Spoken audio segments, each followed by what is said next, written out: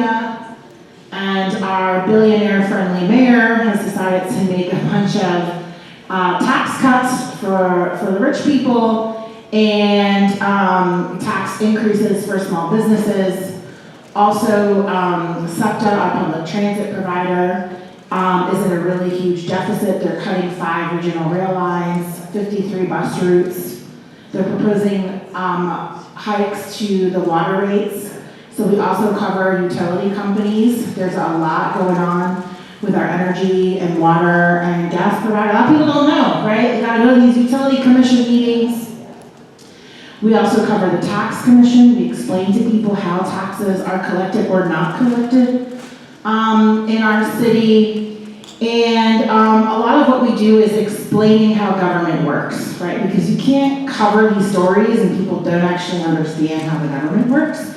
So that was a realization we had when we started to do community engagement with folks. And somebody's like, we don't really understand what you're talking about half the time because we don't know what the tax commission is or what they do. So we started to do all these explainers, like going back to the basics. And you'd be surprised how many people have never learned about navigating local government, like at all. They actually don't know how some bills are passed. So a couple months ago, our city council passed a horrible bill to build the 76ers arena, and that would displace thousands of people in the Chinatown neighborhood, only for the billionaires to back out and form their own plan. But a lot of people were like, we don't understand how that's possible. How does zoning work? How do planning commissions work? How are they able to do this? So again, when you're reporting on this legislation, you kind of have to go back and say, okay, how does zoning in Center City work? Let's do a story on that. And that's why I say you have to constantly be doing these feedback loops. Like, do you understand what we're talking about here? And sometimes you might think you're really smart and you do this like really good story and you have these great sources. But if working class people don't understand what the heck you're talking about, then you really need to go back and redo the story. And same thing with like making it accessible. So we did a survey asking people, if they go to our website, if they listen to our radio and TV show, if they utilize our news, like how are they getting the news?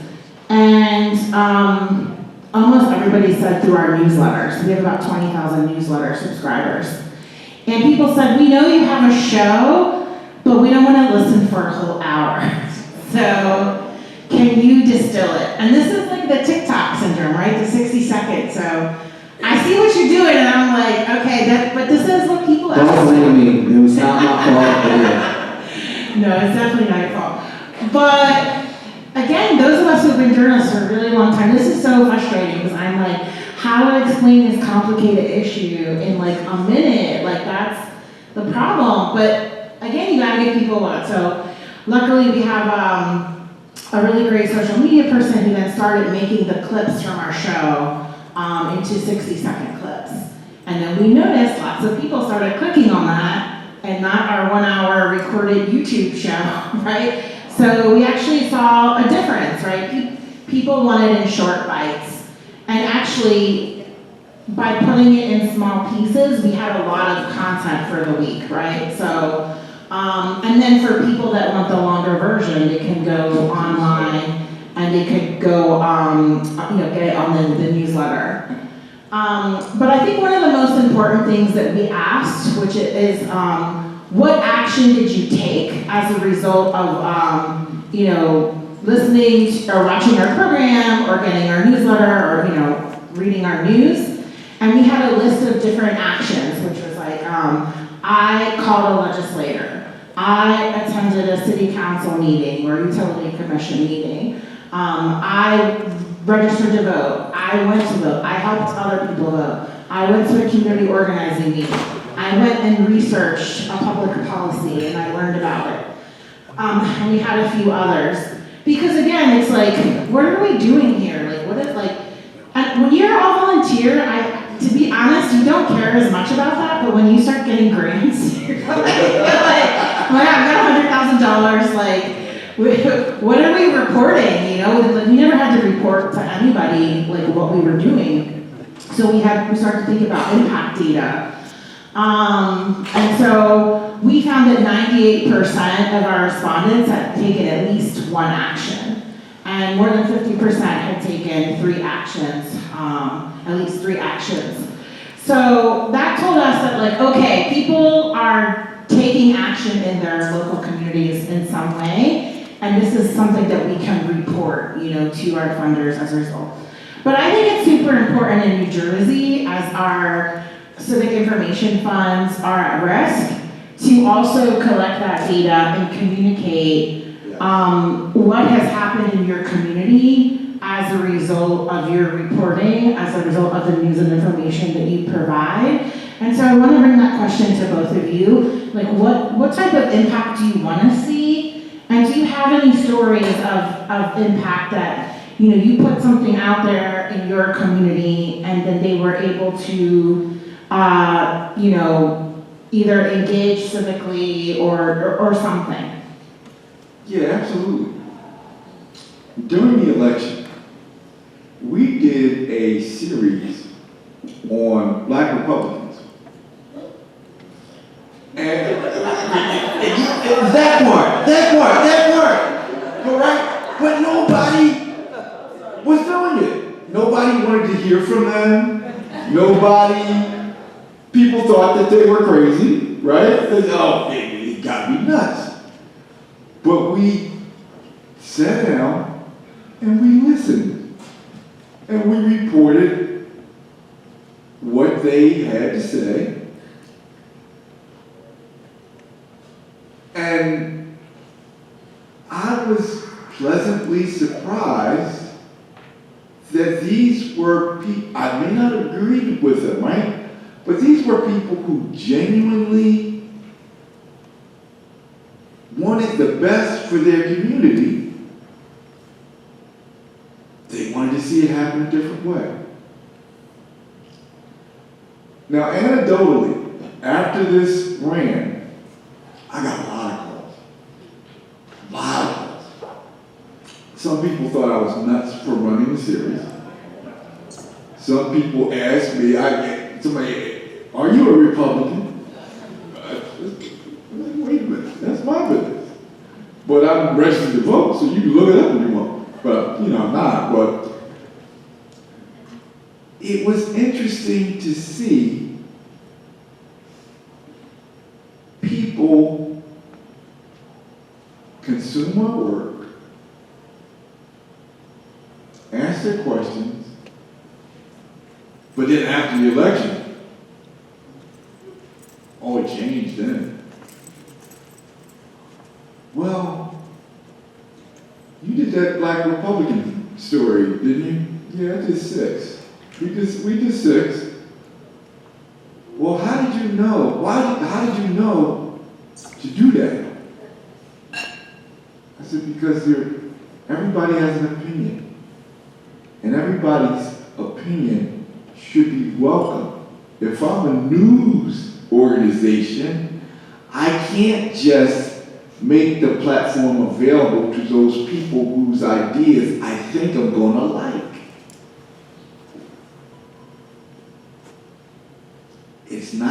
Wasn't the easiest conversation every time, but yeah, that was something that made a legitimate impact. And I still get calls on it today. And on the other side, I got calls from Black Republicans who thank me for allowing them the space to have their opinions heard. And I think probably the best compliment I've gotten is that one of the gentlemen said, you know what, thank you so much. That is the most accurate story that anyone has ever written on me. I will pick up the phone for you guys at any time, because I know you're not going to put words in my mouth and you're not going to try to make me look stupid. Yeah, representation matters, even for Black Republicans, right? we got Latino Republicans too. We got a few. Remember, people forgot about Latinos for Trump. Yeah, I mean, You gotta play straight. we gotta talk about it. Before we get into that, tell us us about like what's the impact? Because you're not just a journalist, but you're an organizer. You're super connected to your community, and you're always trying to put out information. Like, what do you hope and like what have you seen in terms of the reporting and the information you're putting out there? Well, I've noticed an increase in solidarity, a spark in interest. I don't usually fist bump police officers, but yesterday a Dominican-owned supermarket just around the corner from my house actually was raided by ICE and Homeland Security, and I was there just trying to get footage, figure out what's going on, and one of the officers said, "Frank Santos, you don't have your hair done. It's hot in here, am I right?" He was like, "I love what you did." And I was like, "Okay, yeah." And it reminded me of the thousands that have watched that video now, and I think we're almost at 10,000 with the other video, and 15 plus thousand with the original video coverage of the EMR fire. The impact that I'm realizing is that it's not only about the neighbors and New Jerseyans, their support that you can receive globally. And it inspires me to try to conceive new types of funding initiatives. As we see, we're all here concerned about funding, and naturally we're looking for grants and things like that, but we live in America and sales is king. So there are opportunity for individuals and organizations like us to create a sort of branding identity around our initiatives and the stories we cover, to then hopefully create new funding ideas and out-of-the-box ideas, whether it's t-shirts to accessories and things of that nature, which is not commonly seen here, but it's definitely a need that I'm noticing. And yeah, the impact that I hope to see moving forward is honestly to encourage other individuals like myself that weren't originally in the journalism background and in the journalism world to participate in it, because I do believe now, and I think we're all coming to learn, that anybody with a phone is a journalist to some extent, and you have to, and a podcast mic, right? They're journalists now too. They're seeing these platforms as well now. So the impact that I'm seeing and witnessing is the affirmation of that existence, and then my hope is for us to kind of own that narrative and be our own characters. So I know there was a time period where news anchors were kind of like celebrities. I'm not asking for a journalist to try to pursue the influencer route, but is there a certain expectation for us to be in front of the camera and to participate and work with algorithms that's built on platforms that are centered around entertainment? Quite often we forget that, right? We like to say social media, TikTok, and Instagram and things like that. I imagine people were talking about ABC and the original news channels in the same way. Like, no, I can do it on this and this Gazette. Why should I put my stuff on ABC? That's another job, and it's not the future, it's the current standard. So I hope the impact that I see is like just the confirmation of that within all of us. And as a graphic designer, I've come to learn that I've had to sell a lot of these services to people who don't understand that it's a need. It's not really an additional accessory to your stories. Yeah, one of the things that we found ourselves doing at the Hall Monitor is making flyers for meetings that people don't know about. And we're like, don't they have people on staff to do this? And one of the most satisfying things is when nobody knows about a meeting. They call it at the last minute. They don't advertise it. There's no agenda. And we kind of figure out what's going on. And we make a flyer, we blast it out there, and then the next day, that meeting is filled with people. So for me, that's a win. That's like the impact I like to see. I like to see that when we tell people about policies, that people organize and resist them. So even though people in Philly, they weren't successful in defeating that bad bill for the 76ers arena, thousands and thousands of people came out to resist that policy, to testify. And what's interesting is when you hear people at city council say, I've never testified before, this is my first time. And so again, like, I like to think that those of us covering those stories, we're inviting people to become part of the political process. And to make people aware of how these bad policies impact them. And so, there's a lot of debate about objectivity or whatnot, and I'm personally not objective. But at the same time, what we try to do is present factual information and let people know how they can take action, right? If you can't go to the hearing, here's the link to the live stream. Here is the link to the city council person who sponsored the legislation. So right now, everybody's like, what are we gonna do about these sector budget cuts? And it's like, well, that's a state issue, actually. And you need to contact your state representatives. And did you know that this is a result of like the state, the legislator cutting the budget? And so again, just being able to give people the power to fight back, I think for me is like one of the motivating factors that we do this.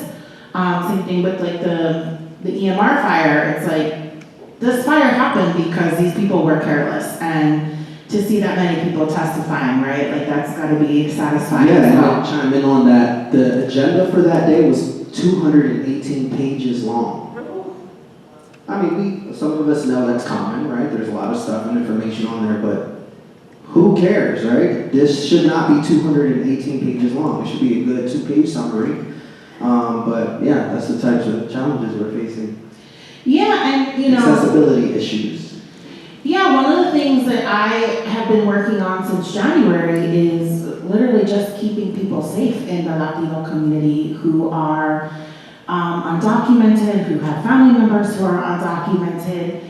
And this is a whole other reality because it's a lot of stuff we can't publish. Like, our role has changed because, one, we have sources now whose identity needs to be protected.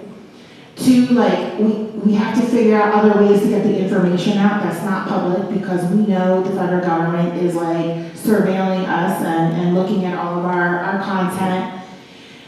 And three, just figuring out what is the most ethical way to tell these stories, to share this information.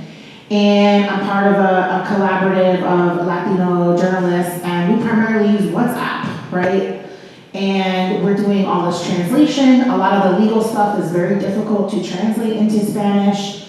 These federal policies are changing all the time. A lot of times they're not, they're doing illegal things, right? So even though that's like what's happening, it's how do we explain like, this is what they're doing, this is what ICE is doing, but it's illegal. So, arresting people without warrants, going into places without warrants, taking people that are, have legal status against their will. So it has become like super complicated to navigate that. And, one thing that I encourage people to do is just reimagine their identity as a news and information provider, because not everything is about writing a story and getting views. Sometimes the biggest thing that people need, like a lot of people have been like, what can I do to support? What can I do to be an ally? I want help, I feel so powerless, I don't know what to do. And there's also been a lot of pushback from our mayor, who does not want to, quote unquote, poke the bear with President Trump and doesn't want to go publicly to talk about our immigrant community. And I say the biggest need people have is information, actually. Finding information for people, right? And we have those skills. Like, we all know how to research stuff. We know how to call around. You have your civic information guy, right? So the engagement guy, you know who to call to get answers. And I think that that's a really important role that we can play as civic information providers, is working with community organizers, working with leaders of nonprofit organizations to provide information. And so some of the things that we've been asked to do is how to track people in the system once they've been picked up by ICE or CPD, right? A lot of people, they don't know how to track them. Sometimes they're untrackable. Why are they untrackable, right? Finding out information about how to visit people at these detention centers, right? So we have one in North Jersey, we have one in Moshannon, in Berks County, PA. So how to visit, how to call them, how to get legal representation. recently, the executive director of our community media station asked me, is there a guide for nonprofits if ICE comes? I said, yes, there is actually. There's also an employee guide, know your rights for staff members. And so I sent a whole list of materials to, and she forwarded it to the Alliance for Community Media, which is like all the public access stations across the country.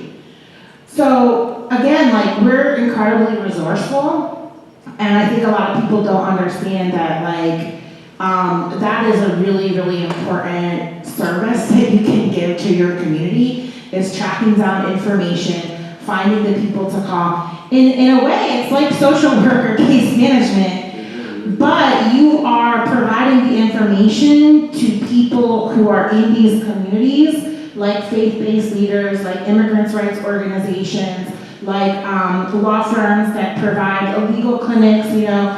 And again, this ecosystem that we talk about, you know, the ecosystem of news and information providers isn't just newspapers and newsrooms. And so when Melissa was talking about her, like, we need to see ourselves as essential partners, right? And this is the work that we're doing. And then people that keep showing up volunteering, like, I don't know how to do anything, but I speak Spanish and I could translate. You need translation services. I'm like, yes, please. Because even if you are bilingual, it's like very, very time consuming. And one of the biggest things I'll end with is like digital security, right? This has become a very big need for people, right? Like, people are afraid to text, they're afraid to, you know, put things on Facebook Messenger or WhatsApp. And so we're trying to teach people how to use Signal or Telegram. And this, again, a journalist, we're like, you know, what do we do if they ask for our phones? What do we do if we get stopped at the airport? And so these are things that I think are really unique and specific to our community at this time.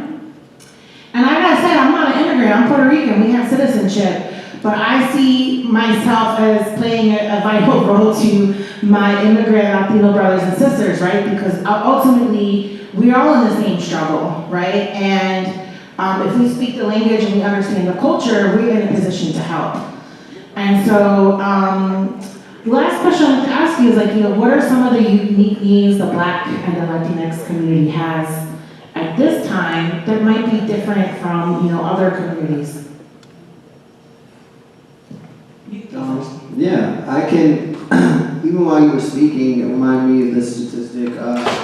So the reading proficiency rate of elementary students in the state of New Jersey, I think it's 38%. In Camden, it's only 9% they're proficient in reading. So you can translate that to the adults of the city as well, right? There are a lot of people who didn't graduate high school and things of that nature. And one thing we've been talking about heavily today is language and teaching people about the different aspects of these complicated subject matters. And one of the updates we really need to work on is the storytelling of the subject matter that leads to the ultimate story that you're trying to deliver. And a lot of that really has to do with just basic civics, which isn't really basic for a lot of people in a lot of cities. They are complex. So just leaning into that thought, I think it's clear that we all have to sort of pull ourselves out of our bubble, right? I think we have to just admit and accept that a lot of journalism has evolved into echo chambers of crisis content, and we have to navigate storytelling in a way that we can separate chapters, whether it's informal or intentional, but also with positive content, as well as a portion of that storytelling that leads to some sort of action. Quite often, journalists play an observational role in situations, and I'd argue that really creates a loss of interest amongst residents, citizens, and trust. And that's why they probably lean towards podcasters and stuff like that nowadays, because there's a lack of humanity in just text, 12-point Times New Roman text, right? And I think a part of that storytelling will require you to show up so that they follow up with your future articles and stories in a sense, in a way that they know that they can trust you and look at it as reliable information. Yeah, it's so true. Free Press has the Media 2070 project, which is all about addressing harm, reparations for Black communities that have been harmed by racist media.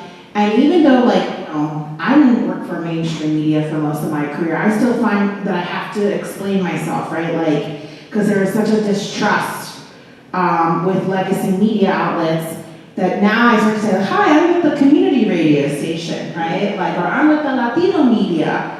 And I find that, even before I ask people for a quote or engage them, that we have to reassure them that we're not going to do that, right? That we're not here to profit off them or exploit them. And again, it's I think it's a unique burden that we have when we're engaging with our own communities, right? We're in the community, we know our people, but there's still that distrust, no matter what. So we have to work really hard to overcome that. True. The other thing, I think what it really speaks to is the needs that particularly Black and brown communities have that may be different than some of the others, is that we genuinely need authenticity when people come to us, or else it's just not going to fly. You can be a Black journalist or a Latina journalist or whomever, but if you lack authenticity, all people put the wall up, and all they do is they see you as someone who is coming to exploit them. And until that stops, you're not going to get anywhere. Thank you so much. One thing I want to end with is something that we talk about, what are the steps in repair? And part of that is truth telling, right? So setting the story straight. So sometimes when we're reporting, especially if it's a long-standing issue, like for example, lack of access to affordable housing, we have to go back and set the story straight, right? And kind of, deal with those revisionist histories that are often in legacy media. And the second thing is, being able to imagine a future, right, that's equitable and liberatory. And so with that, people say, you always just show up when there's crime or doom and gloom. So we have to show up for the good things too in our community. And, there's so many Black and Latinx artists and musicians and poets and cultural workers. And we need to balance all of the civic information, right, with some of that other stuff as well. And I would say lastly, accessibility, right? Different age groups have different ways that they're accessing the communication. The way rural communities access information is different than the urban areas. In New Jersey, I think about South Jersey migrant immigrant communities versus, Latino immigrants in North Jersey and Hoboken, right? They're not going to be the same. And so we have to always kind of figure out what is the most accessible way to reach them. And that's always changing, right? And so if you would like to serve Black, Latinx, or AAPI or MENA communities, I would recommend partnering with, organizations that serve those communities, find out, what their biggest needs are, and develop that feedback loop where you're constantly assessing what's working and what's not working. But I want to thank our two panelists, Frank Santos and Mark Tyler.